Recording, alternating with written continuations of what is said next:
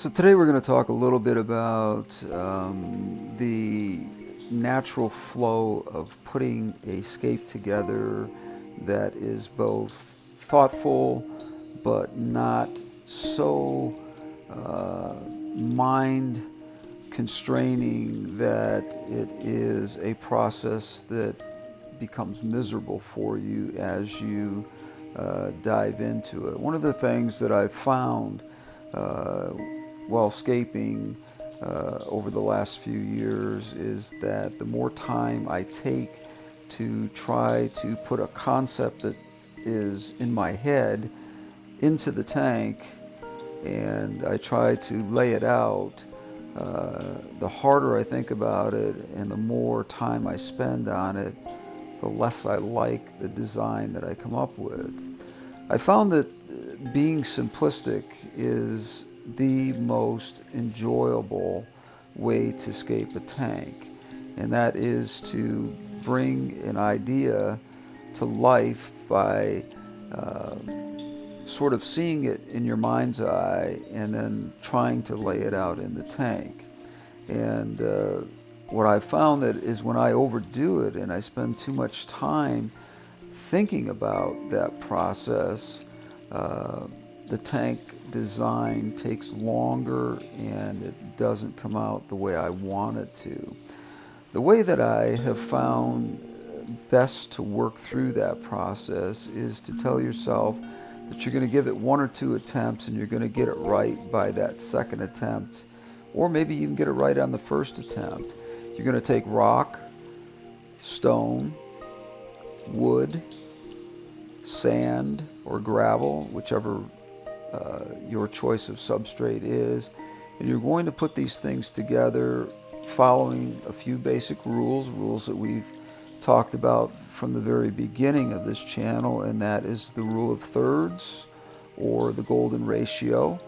And if you look at the design of this tank, you can clearly see in this video that there is a natural triangular shape to, if you're looking at the tank straight on, to the left. You can see that natural flow upwards, and it looks just way more natural when you do this. So I want to make sure that you understand that what I'm trying to tell you is I think that if you spend less time moving things around and trying to get them perfect, the more unnatural the tank is going to look and the more frustrated you're going to be at getting it right. I think it's so important that when you get a concept together in your head and you try to transplant that into a tank, that the way in which you go about that can either be very frustrating or it can be very therapeutic. And I find that when I just sort of put things together by taking a snapshot of what I'm thinking about and lay it out and don't move things around a ton, by the time I get to the planting stage, it becomes more enjoyable, and I can just see exactly where I want things to go, the natural flow of things. Now, I get tons of people asking me how I keep my plants so beautifully green and crisp and clean and no algae and those sort of things. And it's all has to do with the balance of the tank. And that is making sure that you have all of the things in place that create this ecosystem that is very natural. You have your main characters, which would be in this case your discus fish. You have your center of the tank fish, in which I have decided on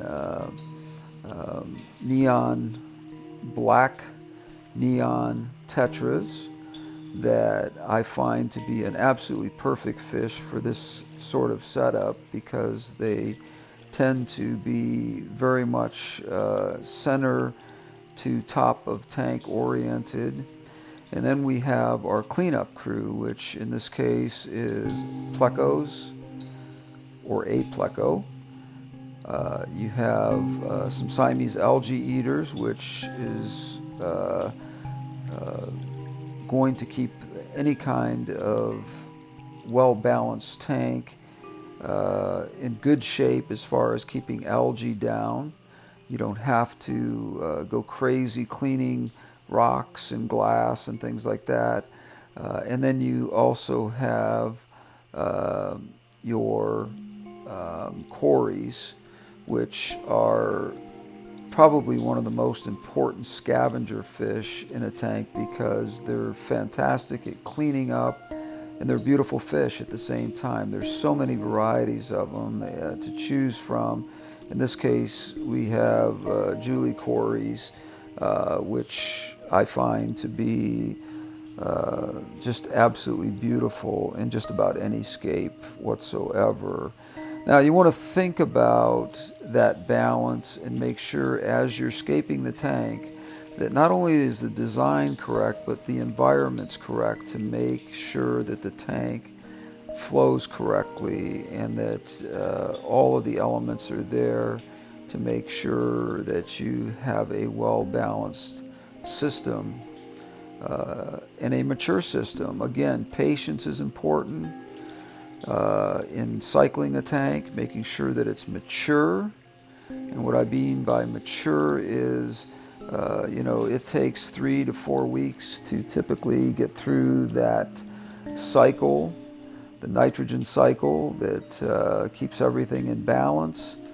But I like to even go a little bit further with that by adding my main characters last and maturing the tank by putting in those fish that are part of the cleanup crew, keeping the algae down, and then adding my main characters last, because I have found without exception that this is the best way to do things. Now, other people have asked me, how do I keep the water so crystal clean? And to be honest with you, I do